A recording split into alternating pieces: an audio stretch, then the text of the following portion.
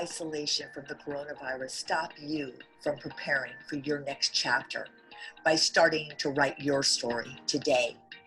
Are you about to graduate, but instead of the plans you made, you're now back home in your room wondering, how did this happen? Think of Your Career Design Lab as your virtual career coaching counselor, here to help you reevaluate and self-reflect on your past 4 years of achievements. We help to architect, design, and curate your past 4 years of internships, job experience, extracurriculars, and so much more. We then help you put your story into a branded resume and cover letter on how to find your dream career to landing it. This is your time. Incubate and come out knowing who you are and where you want to go. Awesome. So that was from your host. Guys, we are going to have quite a night. So I hope you get ready for this. In fact, I'm going to do something a little different tonight, just to kind of get us in the mood, if you will. I actually want you to start to close. We're going to do a little visualization, if you will, tonight. So I'd like you to all start by closing your eyes. And I want you to take 3 deep breaths.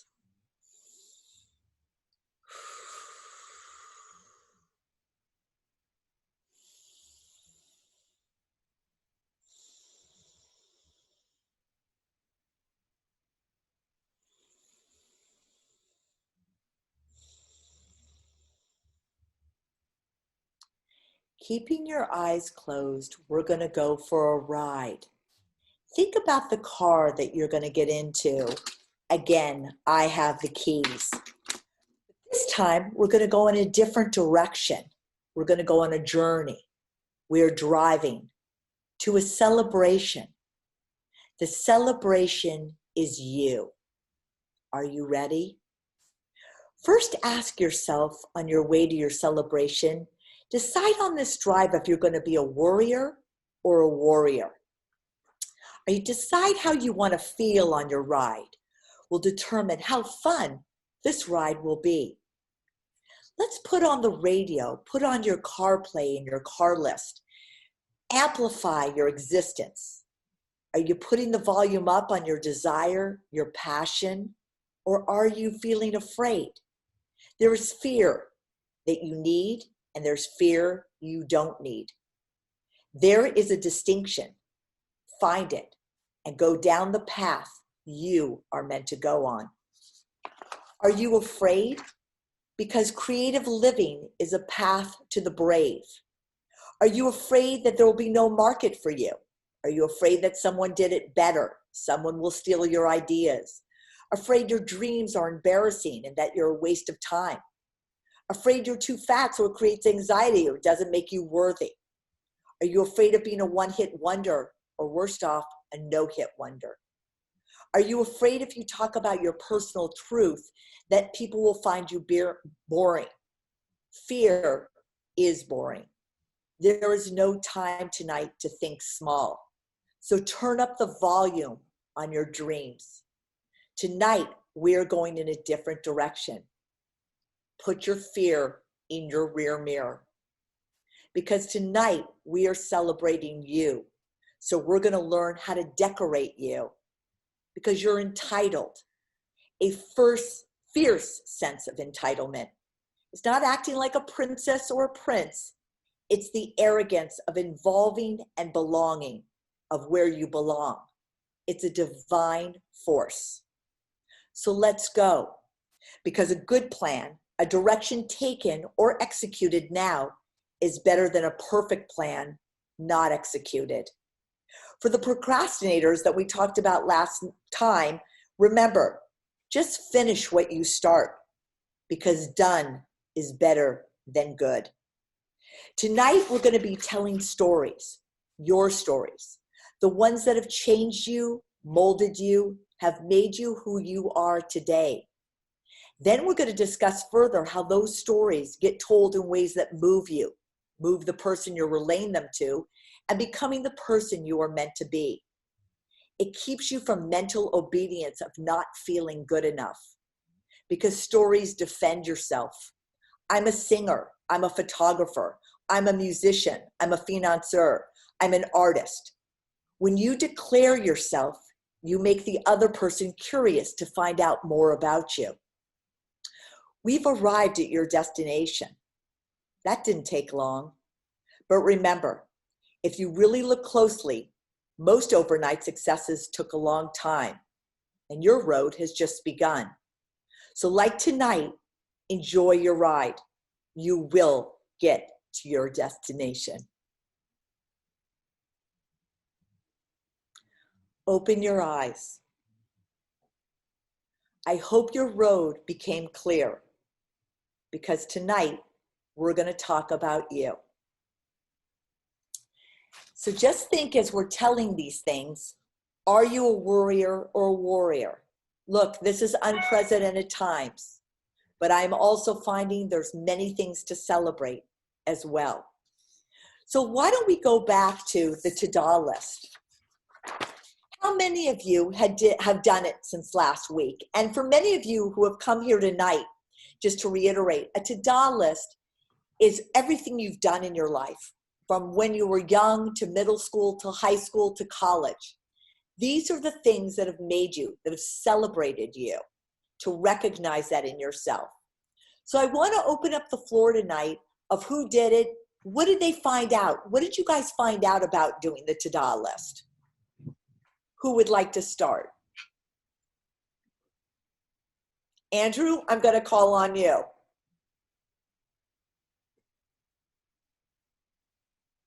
Andrew, can you hear me? I mean, Matthew. Let's start with Matthew. Sorry. Yeah. So I did do it. Good. One thing that I kind of realized when I went through the list was that normally, like lately, I've just been thinking about what I've done in university and like briefly glancing maybe like last year of high school. But then I went a little deeper into like my childhood, and I realized that I've been doing things that were part of my passion to become a photographer or a musician, like, or even just like learning marketing when I was 12, 13 years old.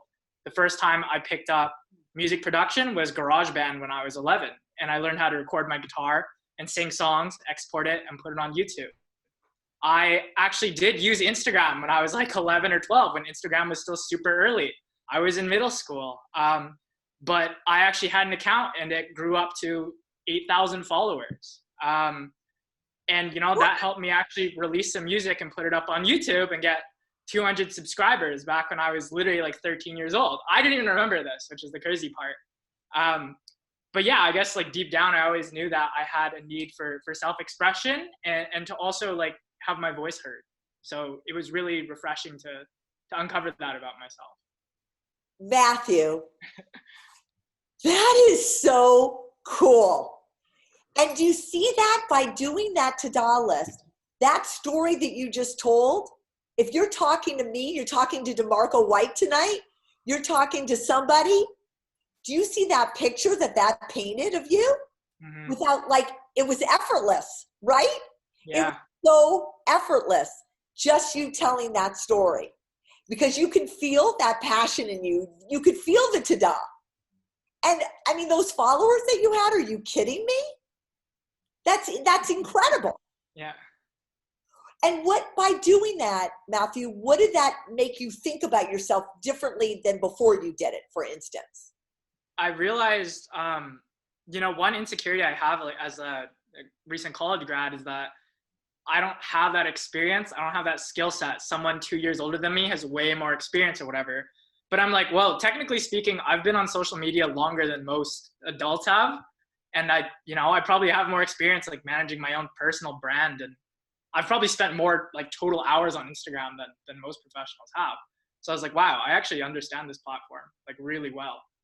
Exactly. And Matthew, I'm really glad you brought that up, because there was another client I was speaking to this week who felt the same way as you. And I bet there are a lot of people out here tonight that feel the same way, that's sort of the exercise of the visualization, is that it's kind of bull, to be honest with you, that people have more experience than you guys. Quite frankly, I think you're a generation that does have more experience than us. We may have a job or a career, but as far as experiences go, I don't think there's ever been a generation that brings more value into a company than you guys right now. So I want you to believe that.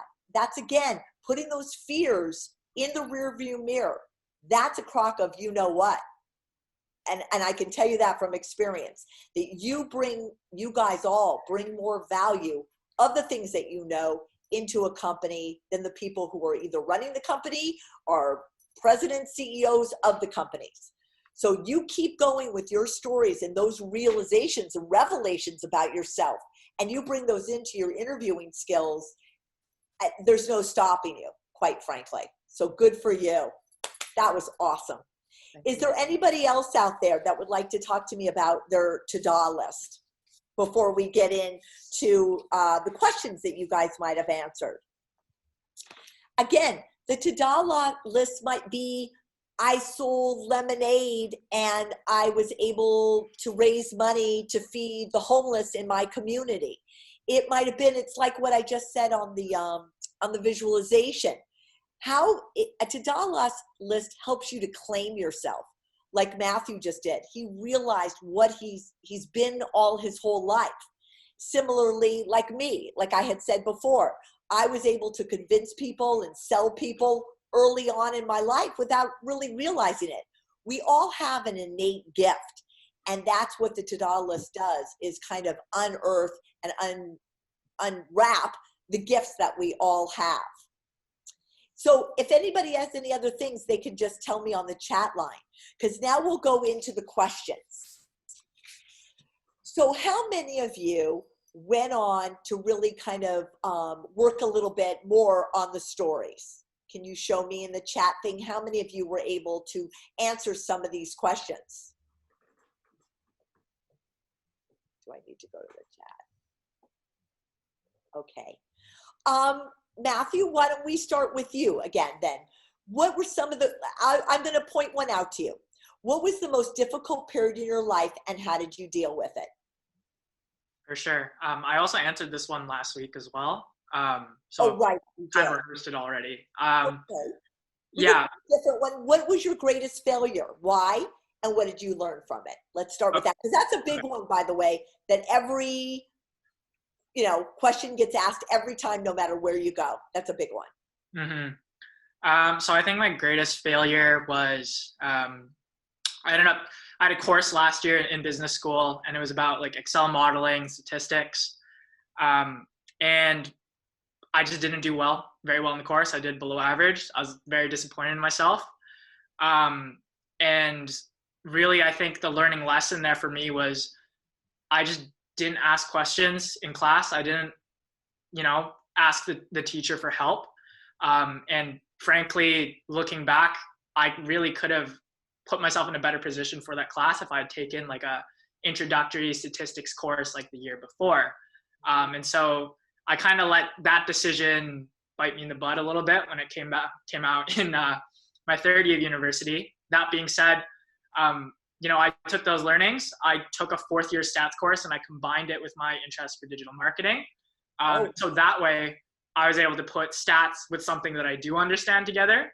And when I was able to piece it together in something that makes sense in my mind already, I ended up doing a lot better in the course. And my grade actually went up over 30%, which was amazing. So yeah. Oh my God, that's brilliant. So let me ask you a question. If you were interviewing with me and I was asking that question and it was a music business thing, and I asked you what your greatest failure was and you chose that to speak to me about it, how could you relay that in a music form? Like today, like last week, we talked about how you bring value. So that's a great thing. And I have an idea, but I want to hear from you. How could you relay that story that you told, but say, like if I was to work here, I would recognize that something. And I want to hear from you what you might be able to say. Like if I were to work at a music company, the one thing I learned from my lesson in my statistics course is that you should always ask questions early and clarify those answers and the requirements of me earlier on. The sooner I do that, the faster I can get rolling in a direction that makes sense and meets the objective properly. That's an excellent answer. Also, I would find out, like what you said is maybe putting together a medium or a platform that now you recognize you could put to something else, to a musical thing. Now that you've got that idea of how that works, that you could put, that you'd be really interested in seeing how like something gets integrated into something else that maybe nobody has seen before. Okay. Do you know what I mean? Because that brings value. I always used to say this in working with PR. And I'll give you an example. I had a fashion company, and you know, everybody was kind of doing the lookbooks at that time and sending it out to the buyers. But I came up with an idea, and this was years before you, but there was a guy who projected 200-foot-high images, I think it was of Michael Jordan, on buildings. And it was like this basketball player going down, and at the end, it just was like, just do it, Nike. And I found the guy who did that, and it was like on the back of a truck with a big projection screen. So this is before the Times Square had all the things on it, like nothing was on it. And I hired that guy to project 200-foot-high images of a model wearing these new clothes of this fashion company we were introducing. I found out where every single buyer was having dinner that night. I put together a little gift. It was an 8-ball, like a see-through ball, and it opened it up. That first there was a Scada, that was a big fashion company. Now we'll look into the future. And when they looked into the magic ball, it said a priori. That was the new designer that they were doing. So everybody's like, a priori, like, oh, this is interesting. That night, they're at dinner, and what goes by them? But the 200-foot-high images of this model with a priori on it. I then videotaped the whole thing. So the next day when the buyers came in, they saw the video of what they saw. Within 3 hours, that fashion company was bought by every major store. Do you see how I took a medium that nobody would ever thought of in fashion because it was just the lookbook with the price sheet, the like regular thing, and I created something that nobody had ever seen before in this medium. That is what today's businesses, just like before, are looking for. It's a thinking. It's how, when you were young and you built that, what was your thinking on that? And how can you bring that into a music company? Just like, look what's happening now, right? With, the at-home thing. Nobody would ever thought of playing the guitar or Sting or any of them playing from their home, or Jimmy Fallon talking from their home. That was so like, you never called in sick. Like that would never have been thought of. Now, to be honest with you, we're all wondering, why do you even need a studio? So that's the point that I'm trying to bring. I want you guys to go deep and know that you can bring a thinking into companies because you've got it already. And don't be afraid of bringing new mediums into something else. I'm going to ask another question of you guys. What would you say is your proudest achievement? Matthew, it's your night. You're getting one-on-one. Wow. Okay. What is my proudest achievement?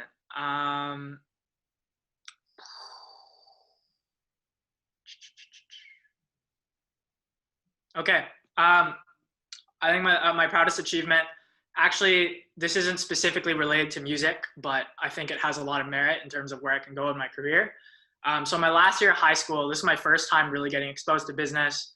Signed myself up for this extracurricular opportunity where I got to work with a team of high schoolers from around the city and work with a couple corporate advisors in order to start our own company. This is my first time really getting experience with like a large corporate company and understanding how these organizational structures and processes work.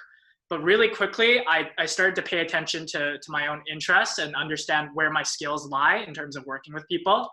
I realized that deep down, I'm a leader. I'm willing to take responsibility.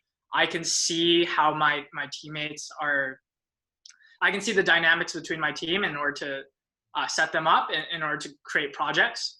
And I think that I'm willing to take the charge and take the lead and be that lightning rod for my team in order to get things done. In terms of looking at that from, a music career perspective, I think that in this industry, every single person's got so much to do.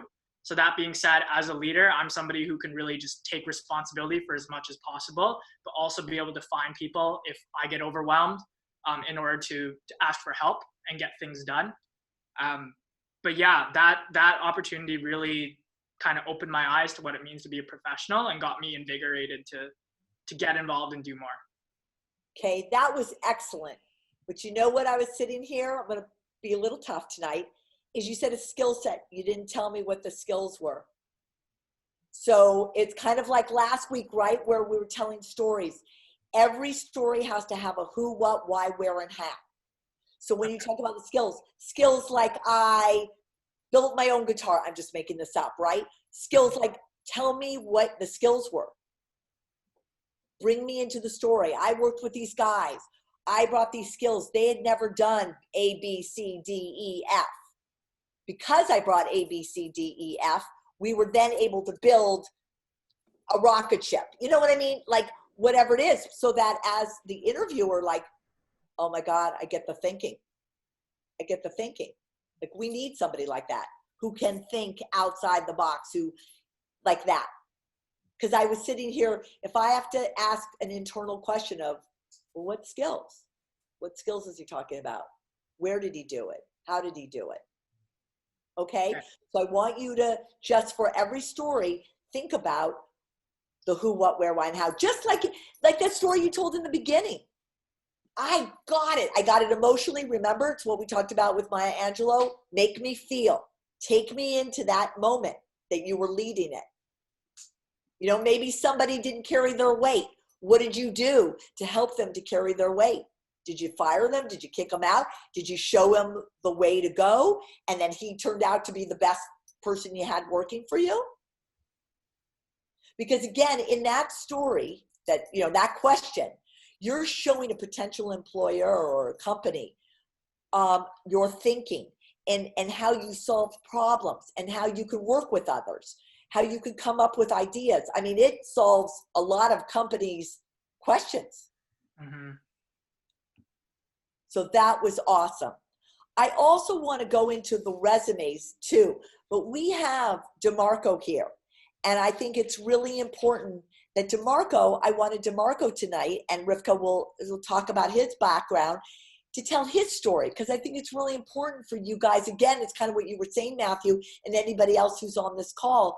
Well, they've got so much more. But he's going to take you on his journey tonight. He's going to take you on his drive. And then we can open up to questions, and I will bring back the resumes after DeMarco speaks, because he's been so wonderful to be here tonight. So let's welcome DeMarco. Yes, I'm very honored to be here tonight, very excited. Before I get started, I sort of want to know what everyone is interested in career-wise, just so that I make sure I can hit different points throughout my conversation. So Libby, is that how you say it? What is your career pathway? I'm actually going into digital broadcasting and video production. Mm-hmm. All right, super cool. Matthew? Probably more like marketing or brand storytelling. Okay, awesome. In music, Matthew. In music, okay. In music. Gracie. Sydney? I'm currently at Food Network, so maybe stay in the food space, but I kind of want to do startup world and like women-empowered companies. Okay, cool. Gwen? I am really interested in doing like live music, concert production type stuff. Okay, super cool. And then Zoe? I studied marketing communications, like PR. Yeah. But I'm more focused right now on fitness and entrepreneurship. Right now. Okay, dope. Did I miss anybody? I see we have 2 more people, but I feel like they're also panelists. Did I miss anyone, Deborah? No, I think you got everybody. Cool. There may be some people hiding back there, DeMarco. Okay, that's fine. I see Melanie said music industry. Perfect. Yeah. So I'm going to share a little bit about my story and how I got there, and then I think we're going to have an opportunity for questions. So I'm happy to be here. So my name is DeMarco. I currently am the Institutional Partnerships Manager for Music Forward, which is Live Nation's in-house charity. And so the goal of Music Forward really is sort of to diversify the music industry by providing programming for specifically POC and youth that are in under-resourced communities, but for everyone, and we really just want to give access and opportunity to the music industry, no matter if you want to be on stage or if you want to be behind the scenes. But I wasn't born an institutional partnerships manager, so I want to share with you my pathway on how I got here. I've been with the organization about 4 years, actually. I celebrated my 4-year anniversary last week. So I was born and raised in Chicago. I did my undergrad in Chicago. I went to Roosevelt University. I studied TV broadcasting and media studies. So I thought at that time that I was going to be like this heavy-hitting journalist, and I was going to just like be the person to bust in rooms and like expose people. Like that's what I thought. I was watching a lot of Law and Order back then. I actually originally started as pre-law, and then my professor sat me down and told me that I made too many jokes during during like opening statements. So this wasn't the career for me. So she kind of like pushed me towards communication. So I did that. I studied TV broadcasting and journalism undergrad. And then when I got to my senior year, it was time for me to sort of figure out what I wanted to do. And I hadn't done any internships actually, which is something I would advise now. And going back, I would have done internships. So I feel like I would have gotten to where I am faster. But senior year came, I didn't know what I wanted to do. But I knew that I had this passion for service and entertainment. At the time, I was volunteering for an organization called City Year, which is an education nonprofit. And I was doing like service projects around the city of Chicago.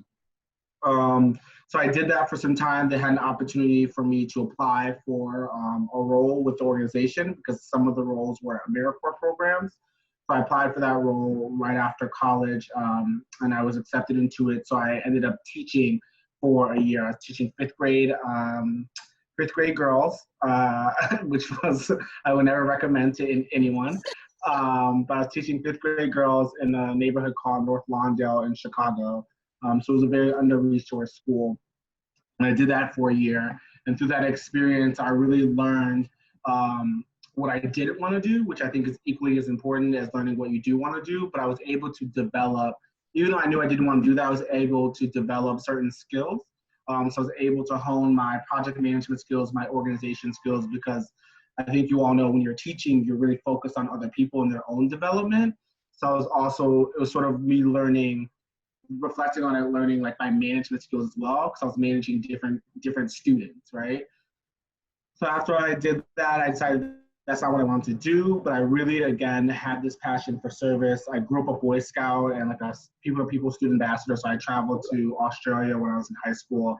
And I knew I just wanted to continue to give back specifically to Chicago because of the lack of resources in the city.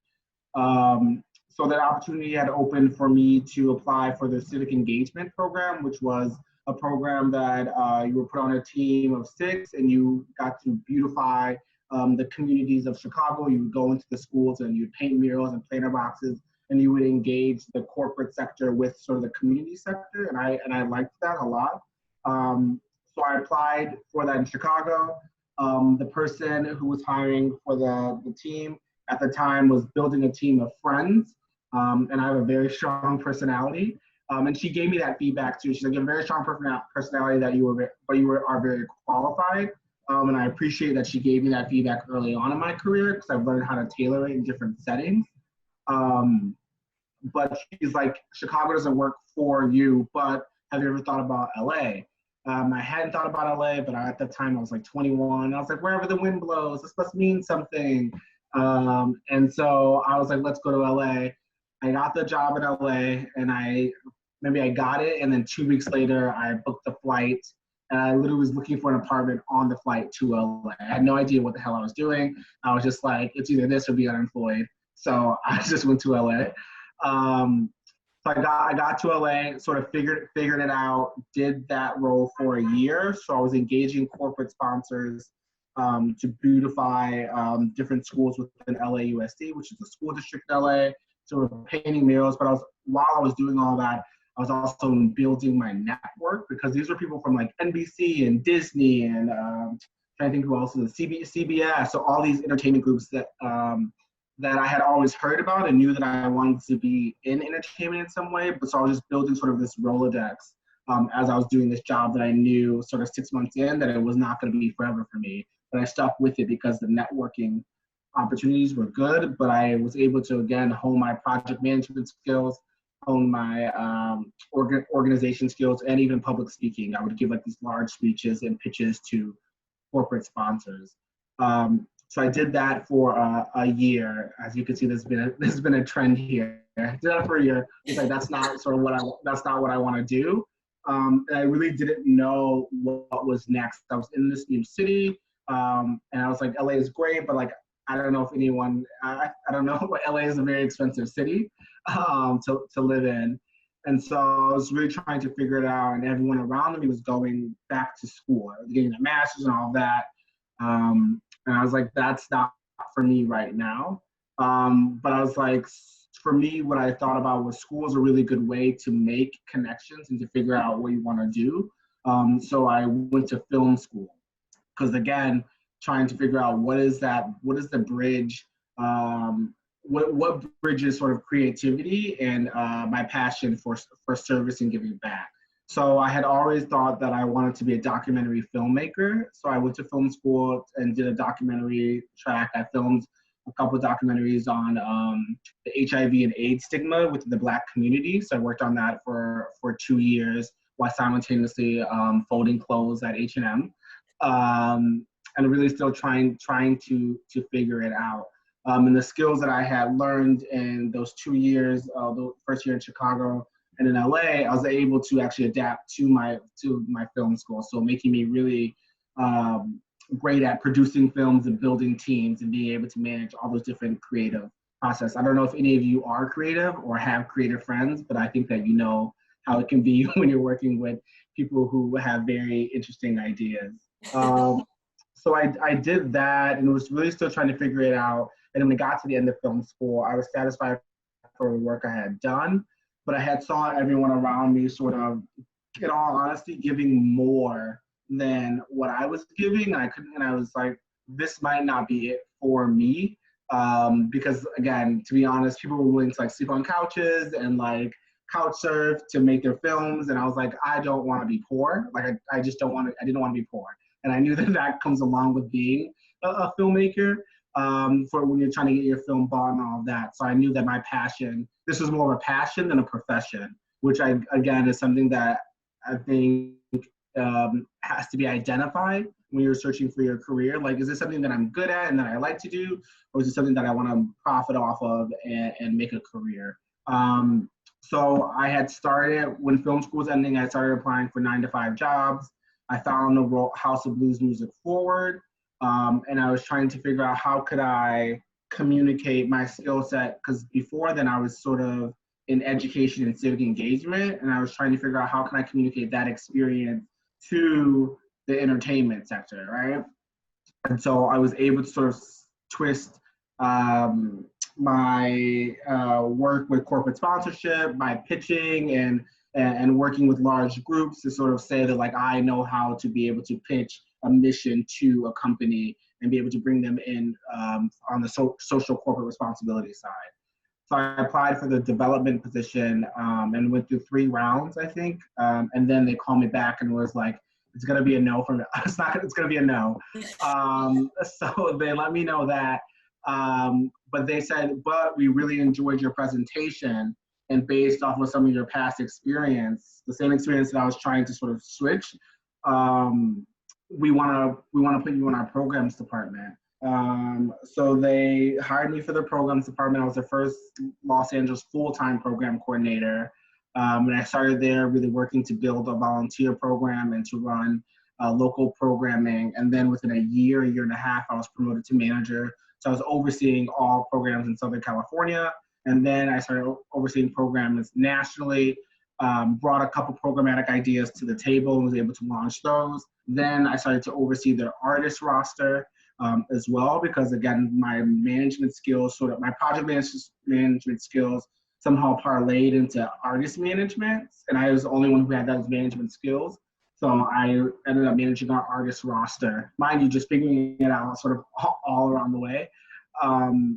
Managed the artist roster, and then sort of as we transitioned as an organization, I pivoted to now where I oversee all of our partnerships. And now that we're in COVID, I oversee our digital content as well. So I'm still in LA. I'm in the entertainment industry. I didn't have a linear pathway, but sort of what I did was really try to figure out like what skills can I take from this experience and get me closer and closer to my end goal. Because I didn't have an end goal. I just knew, and now I know that I want to be in music. My end goal is actually to be in touring, to create experiences and moments for artists and for other music enthusiasts. But had I not been in all those places of learning what I didn't want to do, I don't think I'd be able to define what I do want to do. I'm in my late 20s, so I don't know if that helps out too. Yeah. But that's me. DeMarco, let me ask a question, and guys all chime in as well. You know, before you came on, I have everybody do a to-do list. And a to-do list is really what you've done, what you're most proud of. Yeah. So, I mean, when you were younger, like the story that how much now would you can reflect back and say that like what you were doing as a kid, like you were saying Boy Scouts and those kinds of things, how much does that play into your trajectory? Like when you look back, I was always like that. Yeah. How would you? I think it plays a lot into it. I mean, I've always been very extroverted, but I feel like I've been able to hone that skill in being in uncomfortable spaces. I think specifically in being a Boy Scout, or even like I was a tennis captain at my high school. I was vice president of student council. Like just being in these positions of having to engage different constituents, but also diverse constituents, allowed me to be able to tailor my speeches to different audiences. I also think something right now that I'm realizing too is Boy Scouts is predominantly white men, right? And so being able to learn how to code switch was huge for me in that space, and it's something that I've been able to adapt because the music industry is a white male-dominated space. And me being a Black man, it's been very much, there's many obstacles that I've had to overcome, but I think had I not learned how to code switch very early on, or sort of read between certain lines, I don't think I'd be able to navigate the music industry as well as I have been now. Because I have friends who are just as skilled as I am, or even more so, but cannot seem to get their foot in the door just because they don't know how to really speak the language or pick their battles. That's excellent. And speaking of getting your foot in the door, as we've got Zoe and Gwen and Matthew and Sid and all these people, if somebody was to come to you, we talk about telling their story and making you feel something. And this is something a lot of kids don't know how to do. They come and go, I'm good at organizing, but you don't get a sense of who they are. Yeah. We talked a little bit about before this. When somebody comes to you, what is it? What makes you hire them? What makes you feel like there's somebody that you want to work with or would be good for a team? Yeah. Who do you? I want someone who's innovative and creative, and someone who I really appreciate people who are confident, and confident and competent, right? I think there's this thing when you're first starting out that you are confident, but you're not always competent in all the areas. And so being willing to learn new skills. But when I'm hiring, I definitely want somebody who can challenge me as a manager, but also bring in new things to the organization. So if you're saying, these are my skill sets and this is how I've been able to apply them, and it's something that I've never been able to do, that's actually more attractive to me than someone who's sort of just like me. So how can you challenge me and our organization to grow? Because that's really all I want to do. Right. So you would prefer somebody coming to you and really telling their story and all the skills that they could bring, rather than I'd like to learn from you. Yeah, Tell me what you bring. Tell me what you bring to the table. Tell me what you bring to the table. And then also like sort of the what is so important. Like how are you backing that up, right? And I think when you talk about resumes, those bullets are so important to be able to flex on. And I think it's really all about how you communicate your experience, because the resume will get you the interview. Like how the interview is really like you have to sell yourself to me, not only just your experience, but also personality wise. Like, are you a good fit? Are we a good fit to work together? Right.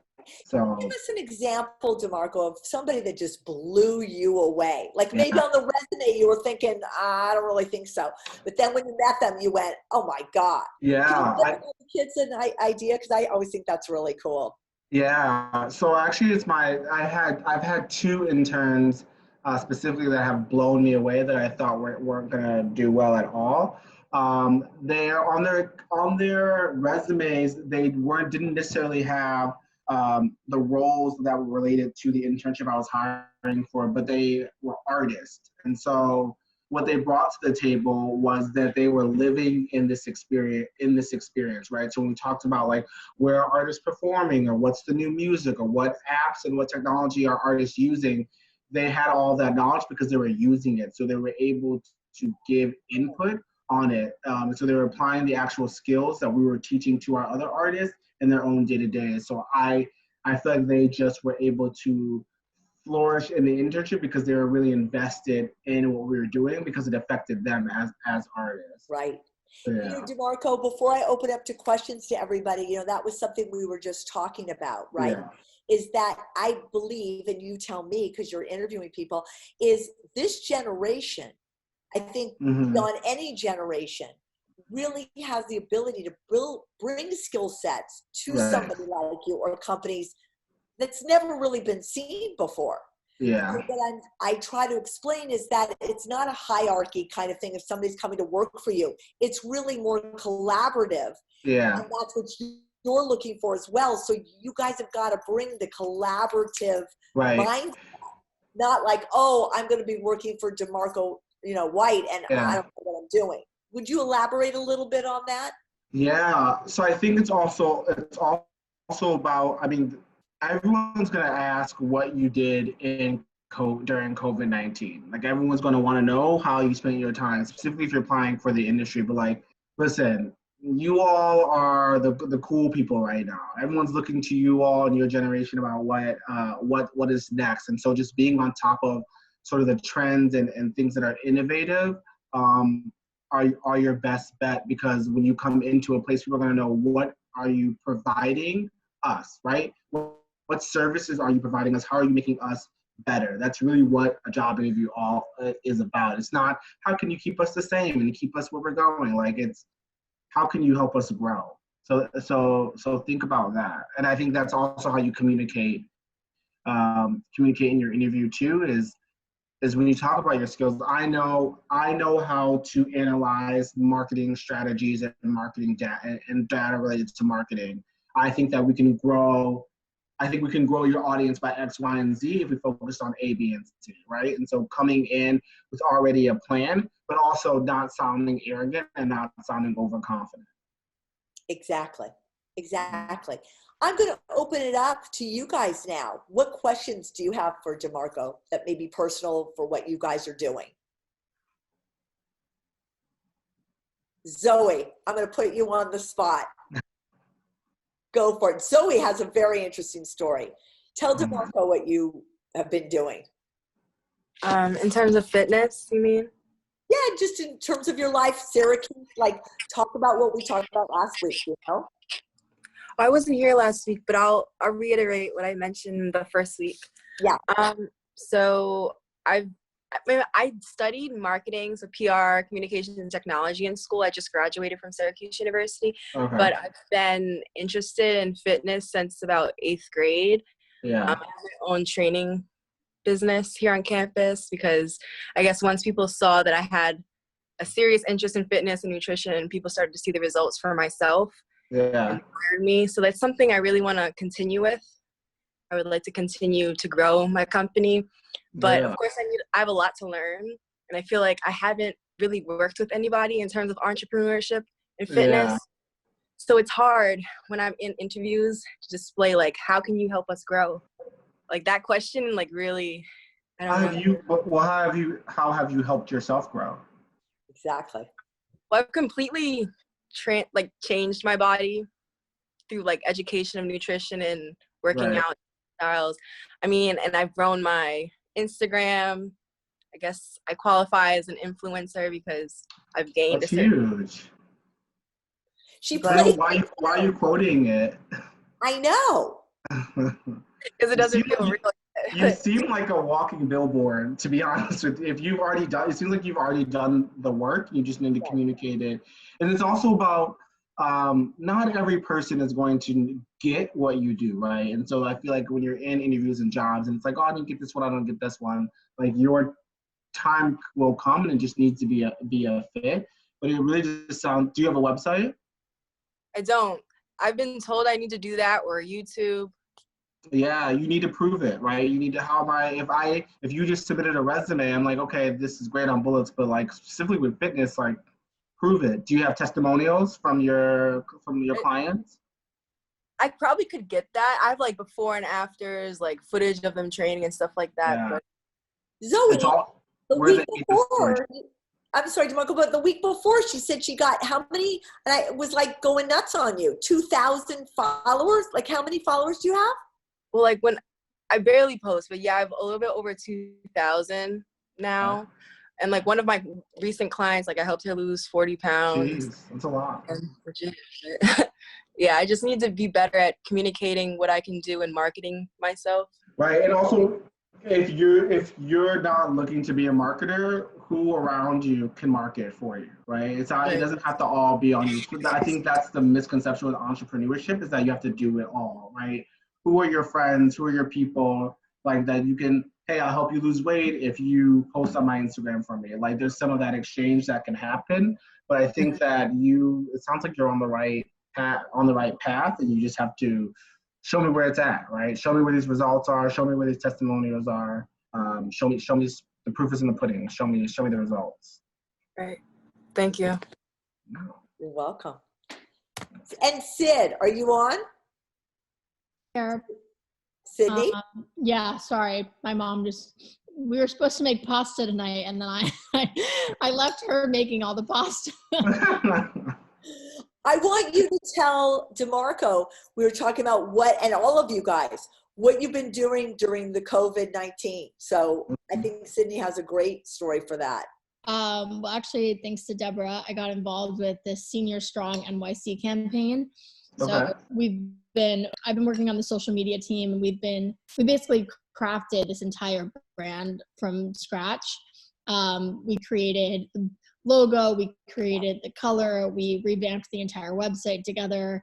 And now we put out content daily, weekly about how all these seniors are struggling, during this time, and how they can be thriving instead. Mm-hmm. So there's, exercise, there's meditation, there's ways to stay safe at home, homeowners insurance. There's a lot of different aspects to it. And then I also applied to become a crisis counselor. So that's in the making as well. While she's working for the food, I'm working for Food Network full time. Okay. Oh, that sounds like a really cool thing. Is there a correlation between a crisis counselor and your work at the Food Network, or there's not at all? But I'm thinking about going back to school and getting my PsyD, but I'm not sure I want to jump into it just yet. Yeah. So this was kind of like a trial run. But I also understand that, like, working for a crisis line, you're dealing with a lot of like really stressed out people. Yeah. Which is not what I want to do for my work. Yeah. I'd rather deal with like slightly stressed out teens, maybe. Yeah.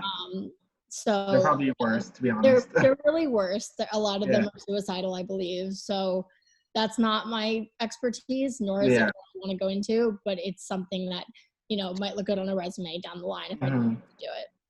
And DeMarco, wouldn't this be true if Sydney was to do something like that for a little while? And this is for all of you guys. She was to bring that thing, like, I've been working on crisis. I know how to work with teams. I can calm people down, or music people, right? When that kind of skill set, it's kind of like your trajectory, your story. Sydney, sometimes people, and all of you guys, you know, it's like we say we got to eat the shit sandwich. Yeah. Like sometimes you got to eat the shit sandwich before you can get the great sandwich, because you can appreciate what a good sandwich tastes like. But and all of you, you know, you don't go right into that kind of thing. And that's kind of what DeMarco's saying. But you get that skill set for however long it takes, or be able to say that about the COVID-19 and bringing this awareness to senior citizens in New York and the surrounding boroughs. Yeah. That's like amazing. Yeah. You know, Gwen, what have you done during this time, or what do you want to talk to DeMarco about what your interests are? Well, I can talk about what I've been doing during COVID. DeMarco, you mentioned you're from Chicago. I'm actually moving from the LA area to Chicago in early July. Okay. Yeah, I'm doing an internship at Hope for the Day. Okay. Are you familiar with their company? I haven't heard from Hope for the Day, no. They are a mental health awareness and suicide prevention like education company. They did, when events were still happening, they do a lot of events and collaborate with a bunch of companies like Live Nation and other companies to like to be like a safe space for people to talk about their mental health issues. And their slogan is "It's okay not to be okay." So it's a really cool organization, and I'm part of their marketing team as an intern this summer, which is really exciting. I'm also doing a summer class at my school. I go to school in New Jersey, close to New York City, actually. So I'm all over the place. Right, you're here, yeah. I go to William Patterson University in New Jersey. Okay. I just read. It's a great. Someone actually, that's so funny. I just heard that university for the first time because, who was it? I was talking to Mariah Carey's manager, and he went there. So it's actually so you're in good company. No way! Oh my gosh! Find out the name and connect with him on LinkedIn. Like I absolutely will. I'm going to make a note of that. Let me make a note. Let me actually confirm this now before I'm like talking. So you're not out here linking to the wrong person. But I feel like William Patterson. Yeah. Let me see. Oh my God. I love that. So funny.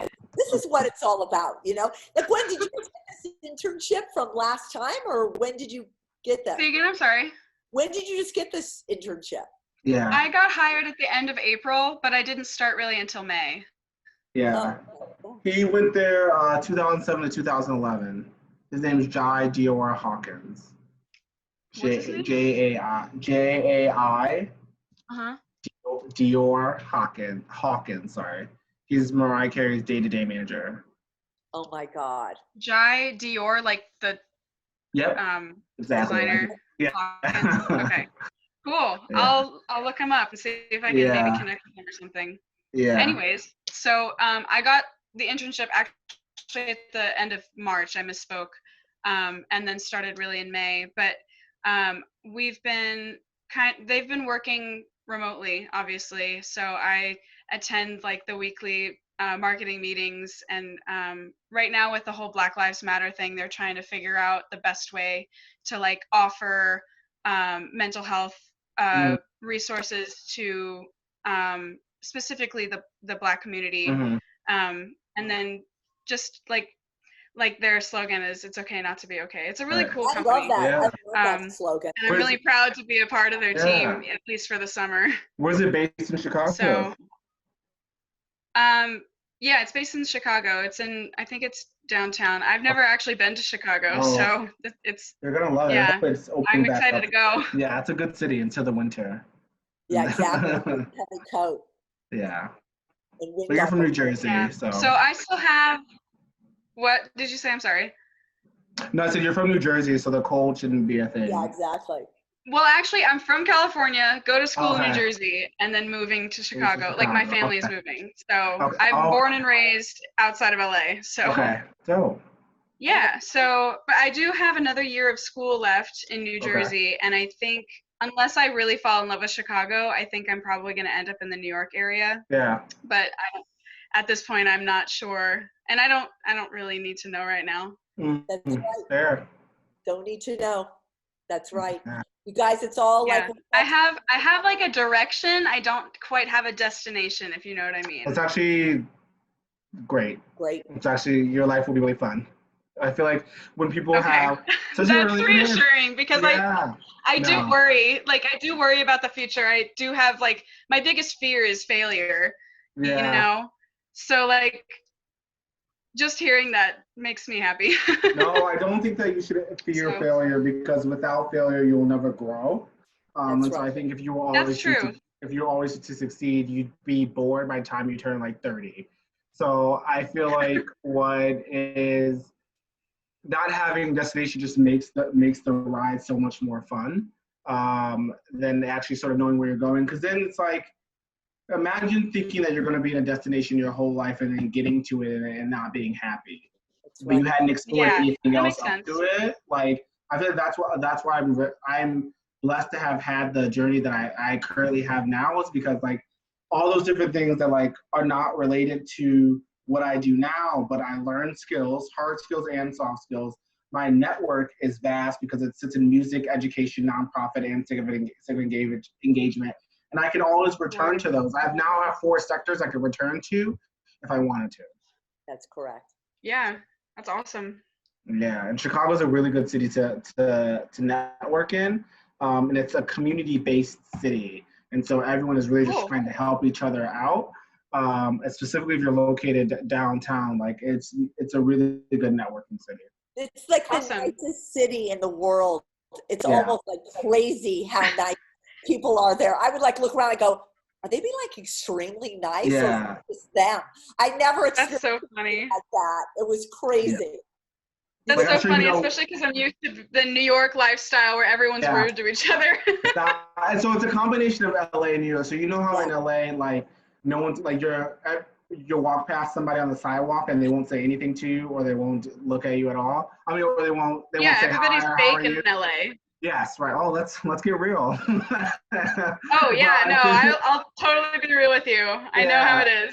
Yeah, but in Chicago, it's hey, how are you? Or like, oh, excuse me, where are you going? Like, it's very much. Or when you're standing in line for something, they'll have a conversation with you. It's a community city. People want to get to know you. So. I think that also comes with being in the Midwest. Yeah, without a doubt. There's something really said about the Midwestern people. It is a culture that is just the warmest, realest, incredible, welcoming place, I think. Yeah. If Chicago had better weather, I'd be there in a second. Yeah. I actually grew up in Columbus, Ohio, and the Midwest is just, like, I miss it because I live in Florida now. Yeah. You said something about different. My mom always says, if you fall on your face, at least you're falling forward. So yes, there's that. 100%. I really like that. I'll remember that. Yeah, that's a good one. Libby, what are you trying to? So you were saying marketing or something? What? Yeah, so I'm actually doing digital broadcasting and video production. Okay. So I finally got enough guts to start a YouTube channel for myself. Yeah. I didn't know what Matthew said earlier. I was just like that kid to always record myself on like the little NV3s and the Razors, and I had a YouTube channel from when I was like 10 with my best friend.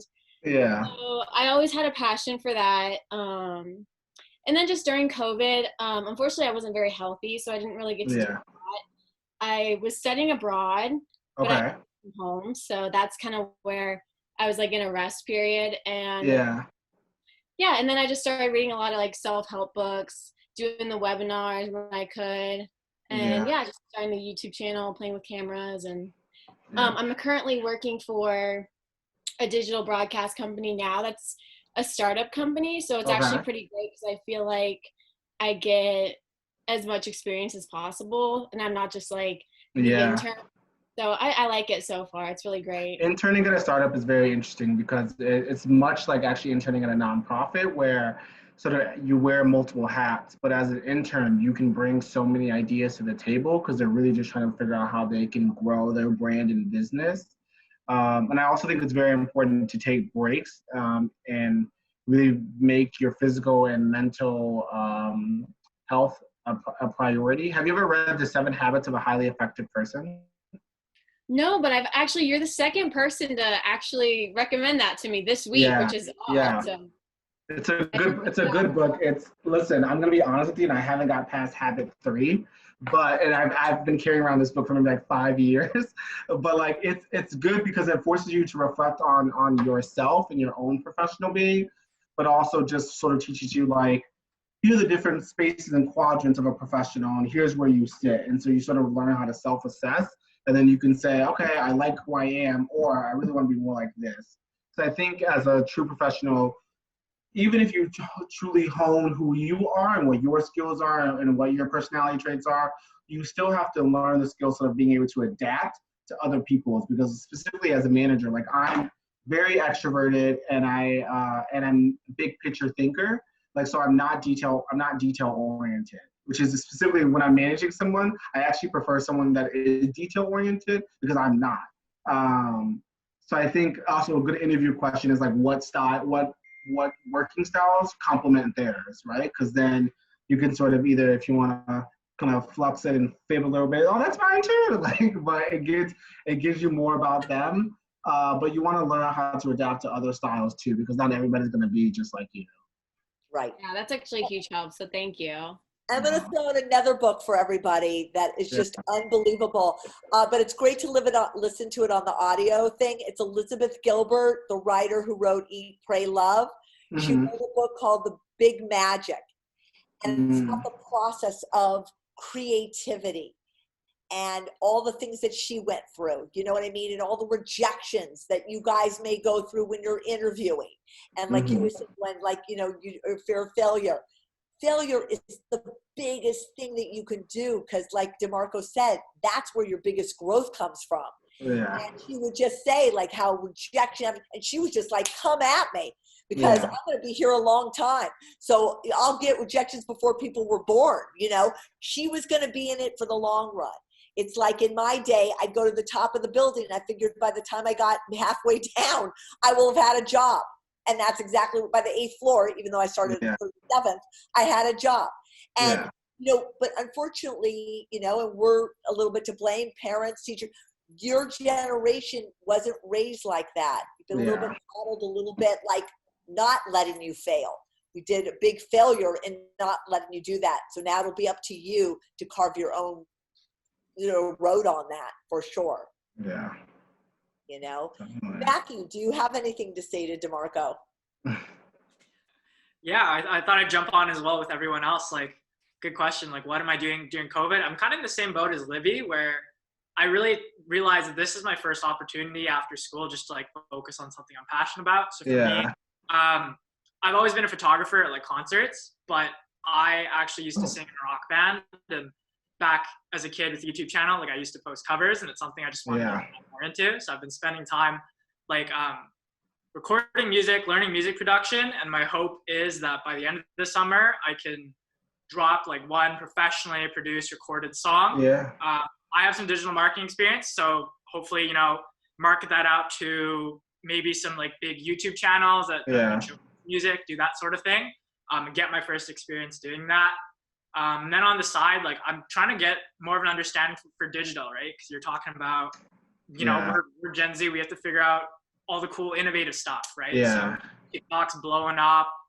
Spotify is like doing this cool new thing, podcasting, how it's getting more involved with like social culture.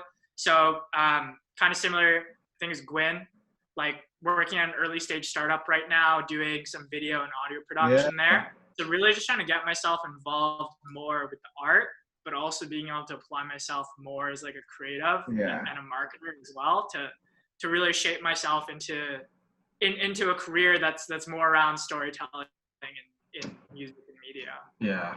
I think the digital space specifically, like we're all in the digital space now that we're in COVID, right? And so I feel like those who are able to really understand it and hone that skill are going to be the most marketable when we get out of this, because everyone's going to stay digital. Even when we go back in person, everyone's going to stay in the digital space.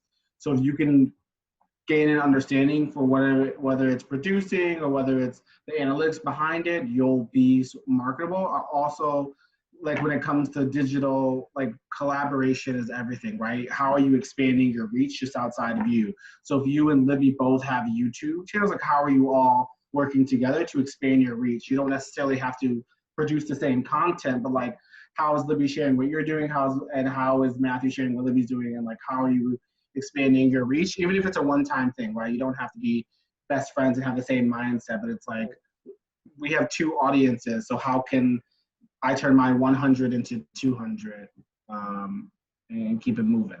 Yeah, I think like one thing I'm really starting to learn now is like just meeting more people and like building those relationships in order to like cultivate that community. Yeah, yeah. One question I ask and maybe get some of your feedback on, and for anybody, is like because I'm doing this startup thing, I'm trying to like put as much time as I can into learning music production, and I'm kind of at the start of that learning curve where like, you know, there's a lot to learn and it's a lot to handle at once. So I need to put in more time for that. But I'm also working with like Patagonia Toronto. So I'm from Canada, and we were doing a project for people, for persons with disabilities, and trying to figure out ways to get them more incorporated into like environmental activism. But with Black Lives Matter, like we think that we should figure out a way to get involved there as well. So it's almost like I have two projects there. I have the personal project, you know, and then on top of that, like I'm applying to grad school. So I feel like I'm spread thin right now, and I'm worried that I won't be able to like apply myself effectively to one of them. And it's kind of like scattering myself around. Don't know if you have any thoughts on that. Yeah, it sounds like, because I debated on going to grad school. I debated on getting my MBA while also currently working my job, and then I also have side projects. And then I have to make time to go to the bar, which is very important to me. This is my top priority, actually. Yeah, my top priority. It's just, you have to sit back, and I sit back and ask myself, like, are these things related to each other? Do they all build off of each other, right? Is my work in Canada related to the degree that I'm going to get, and is that related to what I'm currently doing? Because you don't have to do it all right now. Right? Mm-hmm. Typically grad school is always going to be there. It is not going anywhere. Education is not going anywhere ever, right? You're not going to be more marketable with a master's degree at 25 and then you are at 30. And so whenever you decide to get that degree, also you'll probably have more money if you wait on it. But it'll always be there. So I always ask myself that question too, like what needs to happen now and what can wait? And I told myself like, an MBA is always going to be there, but this experience that I'm getting now, like, might not be there the older I get, because the older you get, sort of the chances and the opportunities for people to mentor you and to take you in, I won't say like lessen, but they're harder to find because you become more established in your career, and people are more willing to take a chance on the younger generation because they know they have more of the information, but also people love to help people, specifically young people.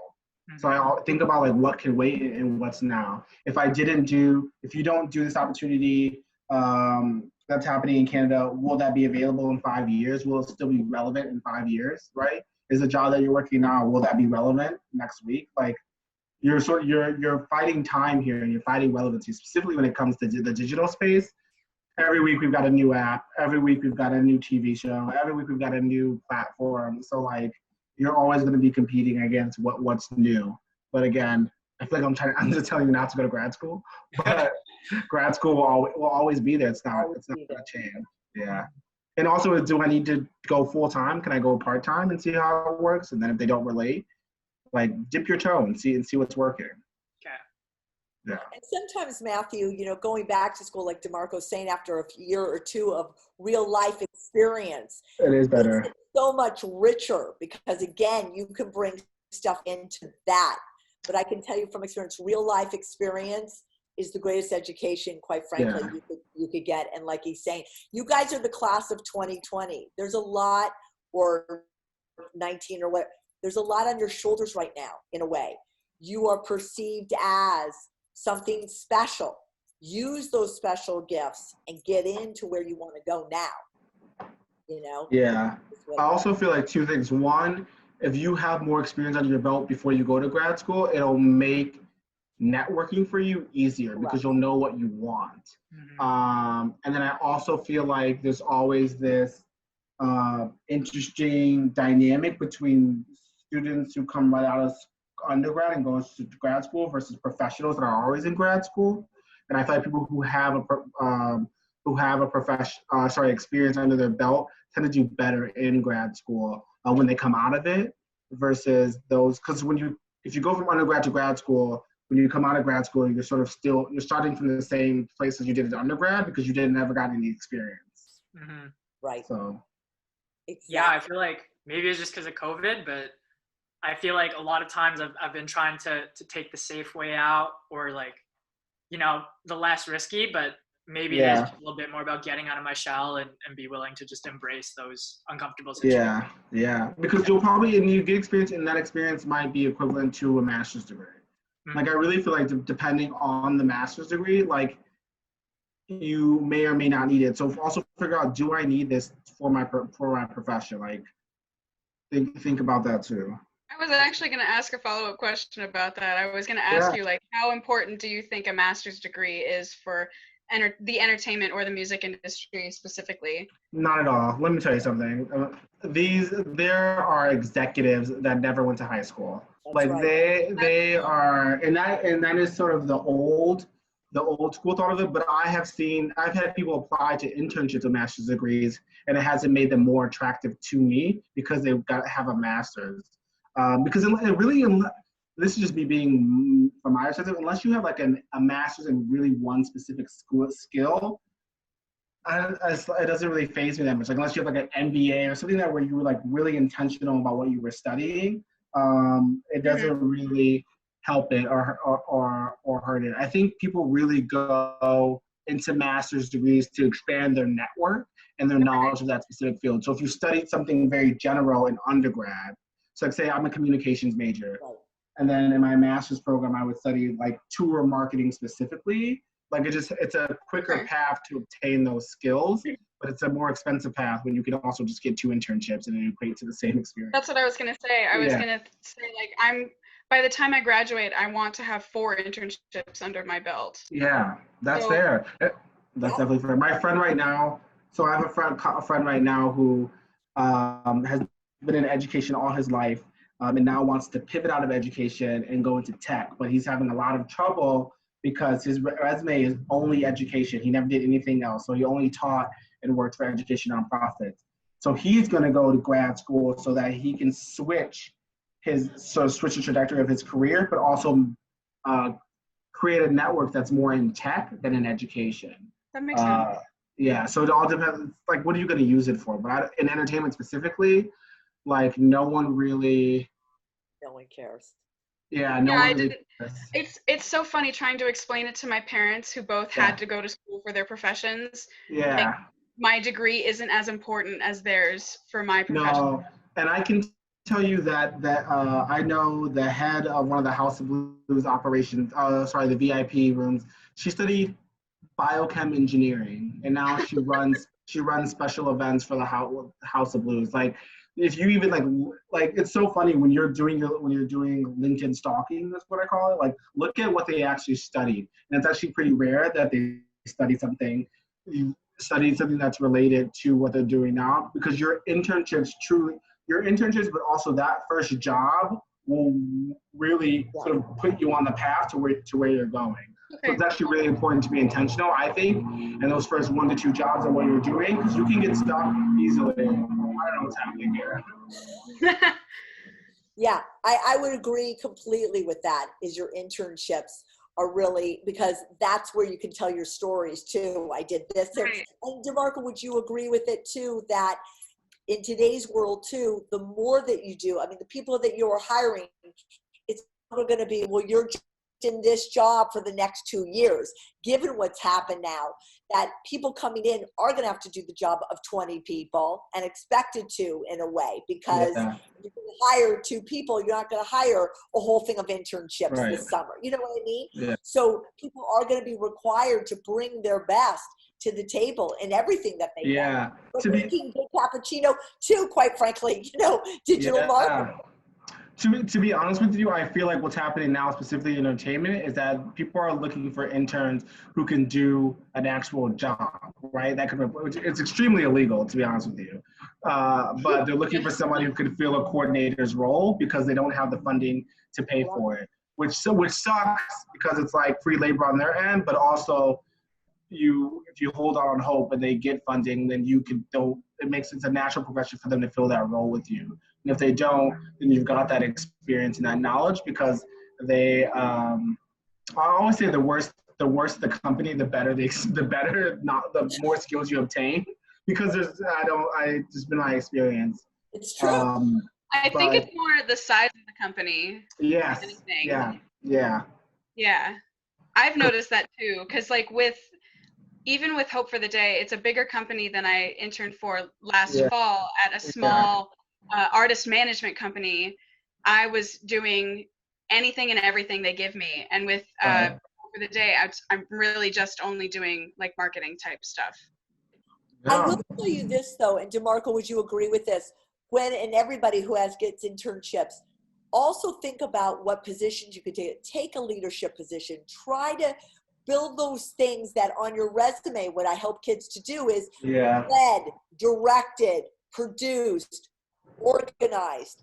Think about those words and how to incorporate that into the job that you're going to be doing there. Because people organized papers and did reports. Well, nobody gives about that.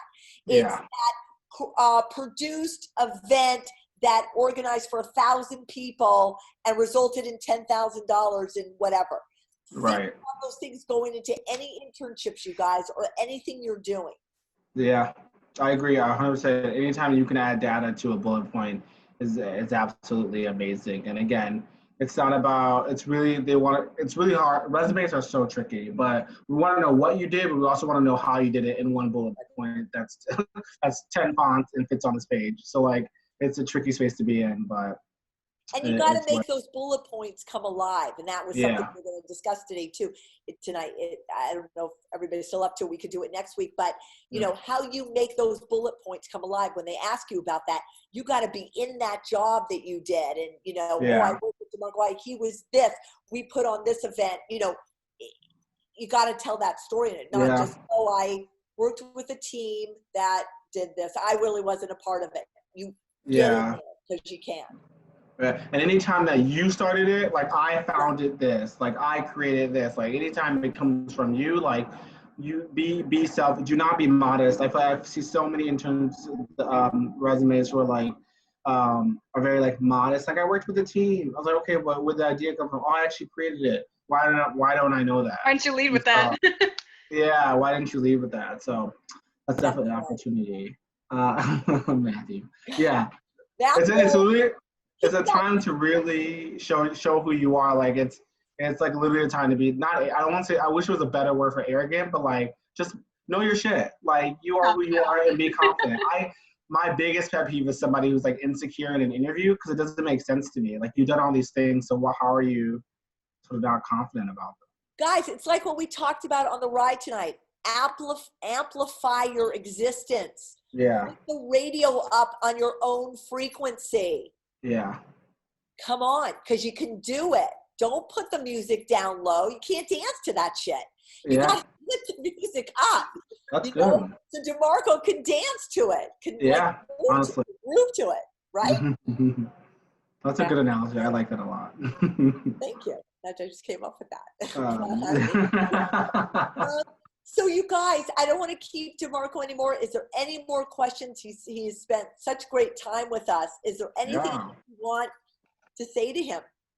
Can I just ask real quick, DeMarco, like your friend that is transitioning from like education to tech, like I kind of feel like I'm in that transitionary period too, where a lot of my internships weren't really related to music entertainment. So now I'm trying to get myself personally involved in that first and get that experience to get myself like an internship in music media. Like, what did you sort of tell your friend there? God, she's not a good example. What I would recommend, what I told him is one, he's saying like he's gonna go to grad school, like that's sort of gonna be his answer. But what he's been doing is he's been taking conversations with people in the tech space. So he's been building his network in tech. So although it's not landing him a job right now, he's building a network so that he can begin to communicate his skills, his transferable skills, so that when their job does open, he's built that relationship with someone, that camaraderie, like, oh, well, we'll take a chance on him. The other thing too is he started volunteering in the tech space. So being able to volunteer and then communicate that volunteer experience on his resume as well, because a lot of people have like the line that says, and I don't know, Deborah, you might disagree with this, but has the line that says volunteer experience and they have it there.